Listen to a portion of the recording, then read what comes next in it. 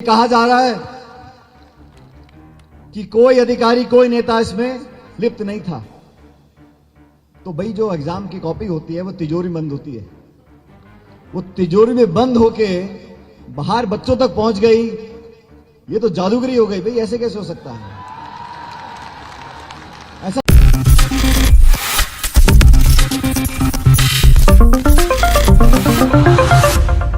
आखिरकार राजस्थान में सरकार रिपीट क्यों नहीं होती है? बड़ा सवाल यहाँ पर आप लोगों के मन में भी बना हुआ है और हर किसी के मन में। क्या परंपरा है कि हर 5 साल बाद सरकार बदलती है? अब सचिन पायलट ने एक बार फिर से अशोक गहलोत को निशाने पर लिया है। तमाम तरह की जानकारियां आ रही है सामने, राजस्थान से सवाल उठ रहे हैं।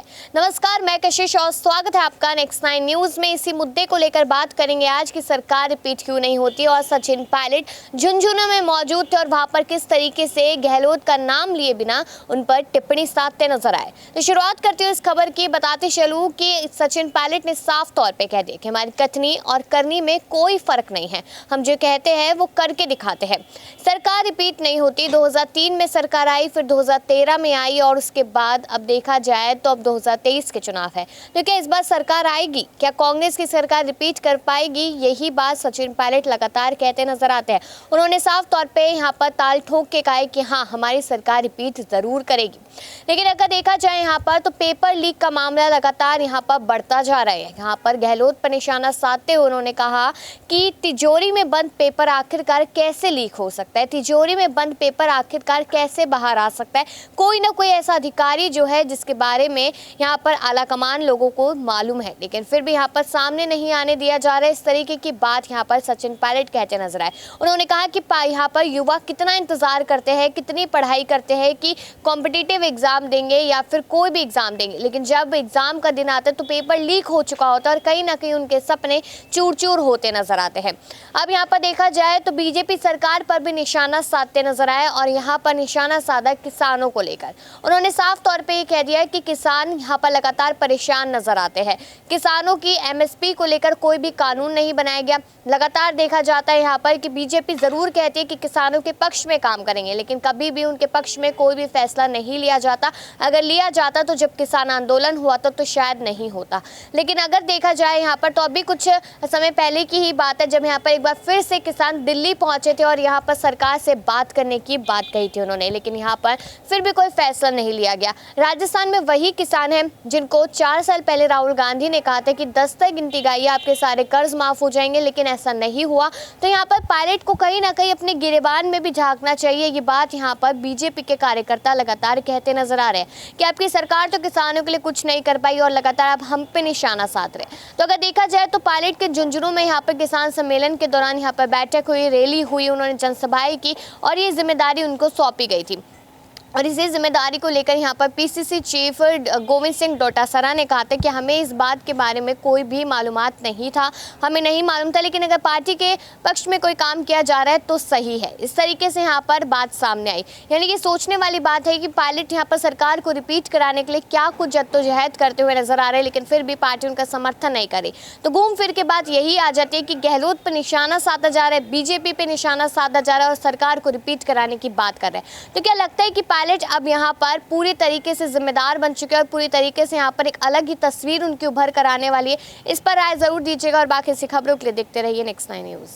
तो 1 साल के बाद जब चुनाव आने वाले थे तो हाथ जोड़ के बोला ये तीनों कानून वापस ले रहे हैं। अब मैं इनसे पूछना चाहता हूं कि किसके कहने पे तो आपने कानून बनाए थे और किसके कहने पे आपने वापस ले लिए? सैकड़ों किसानों की जान चली गई। इस देश में किसान को जो हक और अधिकार मिलना चाहिए, किसान के नाम पर राजनीति सब करते हैं, किसान के नारे सब देते हैं, लेकिन सही मायने में किसान, उसके परिवार को भला और भविष्य अगर बेहतर करना कोई चाहता है, उन लोगों की पहचान आपको करनी पड़ेगी। मैं किसान परिवार में पैदा हुआ और मैं इसलिए बोलता हूं कि मेरा जन्म गांव में नहीं हुआ। मेरे पिताजी एयरफोर्स में थे, तो जहां जहां एयरफोर्स का स्टेशन था वहां हमारी पोस्टिंग होती थी। लेकिन जो किसान के दर्द को नहीं समझ सकता, जो किसान की मुश्किल को नहीं समझ सकता, वो सिर्फ भाषण दे सकता है। और मैं ये बात बार बार बोलता हूं जब तक किसानों के बच्चे, गरीब के बच्चे उन कुर्सियों पर नहीं बैठ जाएंगे जहां से इस देश की, प्रदेश की नीतियां लागू होती हैं, तब तक देश का कल्याण, प्रदेश का कल्याण नहीं हो सकता। जिसको पता होगा कि मुझे बैंक से अगर 50,000 रुपए का लोन लेना है, उस किसान की चप्पल घिस जाती है, जूती घिस जाती है बैंक के चक्कर काटते काटते। 2 बार क्लर्क मिलेगा, बोलेगा अटैच करके लाओ, नोटराइज करके लाओ, ये प्रमाण पत्र दो, क्या गिरवी रखोगे, 10 चक्कर काटेगा, फिर किसी दलाल को 2-5,000 रुपए पकड़ाएगा, तब जाके उसको मिलेंगे 50,000 रुपए। ये हकीकत बनी है देश की व्यवस्था के अंदर। और कोई धन्ना सेठ, मोटा सामी, कोई उद्योगपति बैंक मैनेजर को फोन कर दे तो 10 करोड़ का चेक उसके घर पहुंच जाता है, बैंक मैनेजर लेकर जाता है। इस वास्तविकता को समझना जरूरी है और इसलिए हम लोगों ने बीड़ा उठाया है कि उन लोगों को सचेत करेंगे, उन लोगों को जो किसान की ताकत को कम समझते हैं।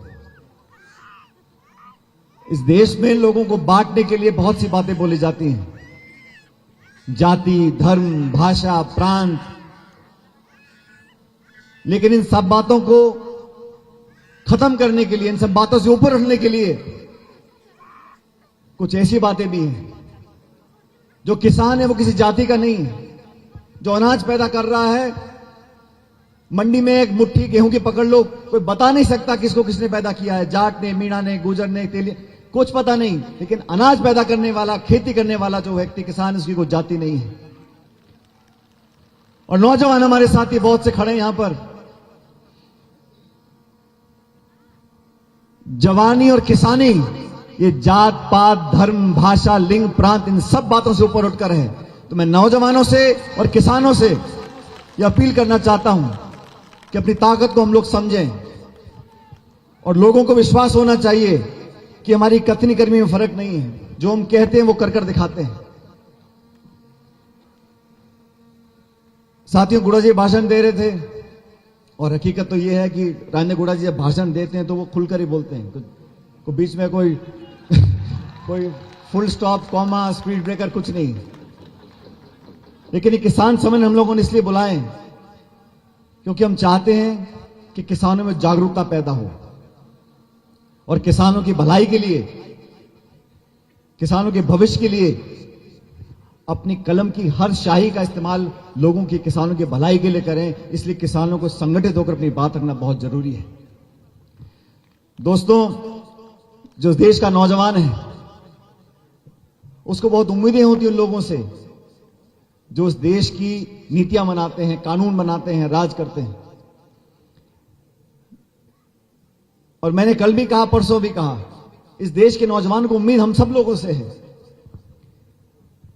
जो बच्चा गांव में रहता है, शहर में रहता है, मेहनत करता है, खर्चा उठाता है, किताब खरीदता है, तैयारियां करता है, एग्जाम देने जाता है और पेपर अगर लीक हो जाता है तो सबको दुख होता है। ये किसी एक नेता, मंत्री, संतरी, पक्ष, पार्टी, इसकी बात नहीं है। और बार बार अगर होता है तो उसका दुख हम सभी को, लोगों को है। और मुझे खुशी है, मैं स्वागत करता हूं इस बात का कि जो जो इस प्रकरण में पकड़ा जा रहा है उस पर कार्रवाई की जा रही है। लेकिन इतना बड़ा हादसा अगर होता है, लगातार होता है, तो जिम्मेदारी तो तय करनी पड़ेगी। अब ये कहा जा रहा है कि कोई अधिकारी, कोई नेता इसमें लिप्त नहीं था।